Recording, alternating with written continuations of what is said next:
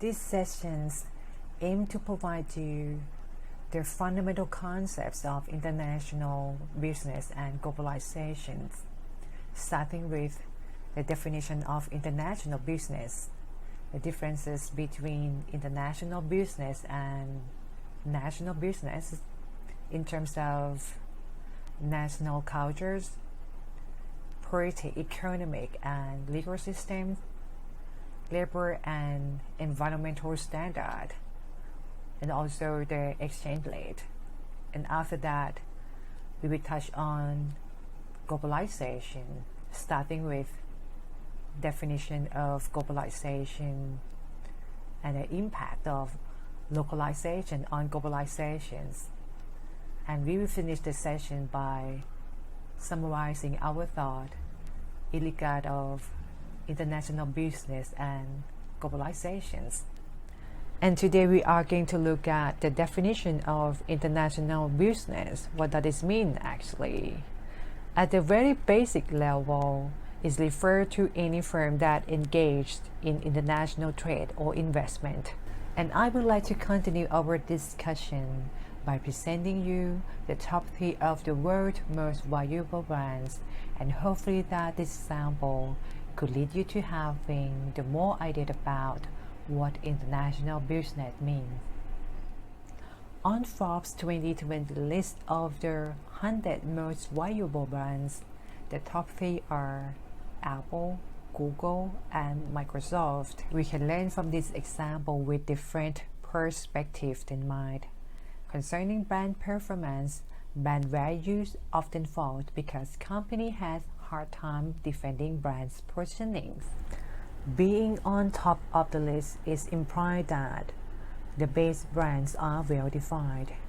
When a brand lot is distinctive, meaning it's almost in all way going to struggle in the market and their valuation. As a result, company can struggle with market competition, leading to declines that reflect pressure put on them. And that involves various strategies, including studying market preference, improving product features, and enhancing operation excellence in order to secure and survive competitive landscape. In terms of personal perspective, it depicts people lifestyles.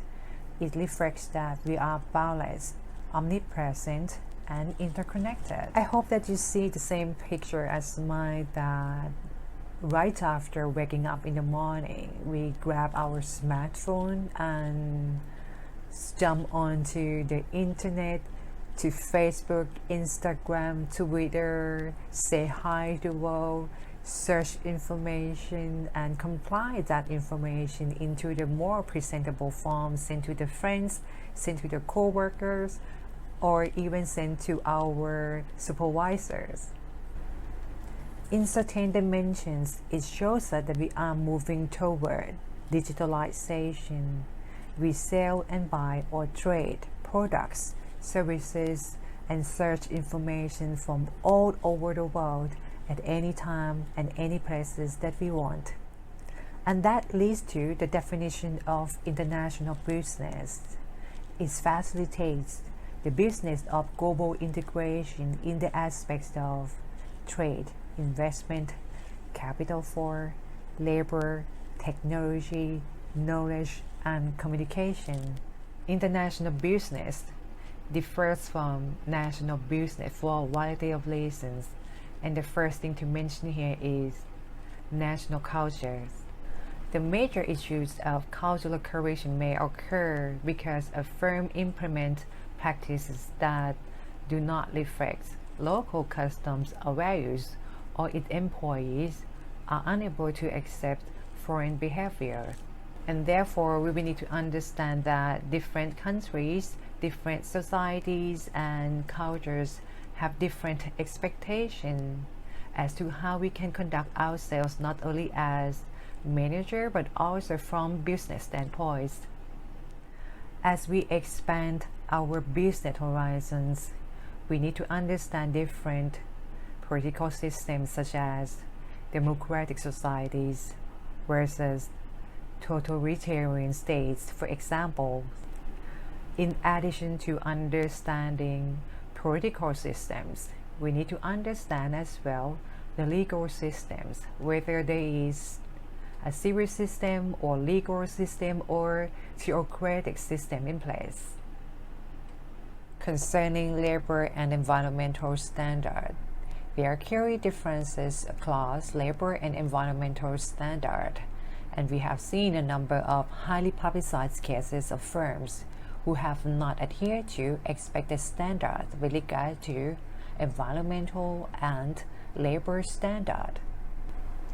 A good example for this case could be the issue of allegation of human rights abuse toward Uyghur Muslim minority in Xinjiang, China.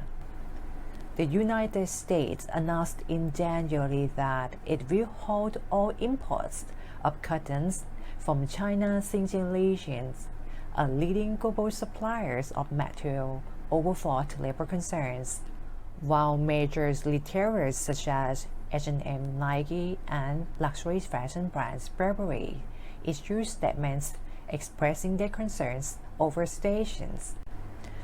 The original statement from the H&M Group said it was deeply concerned by the reports from civil society organizations and media that includes accusation of forced labor and discrimination of ethno-religious minority in Xinjiang.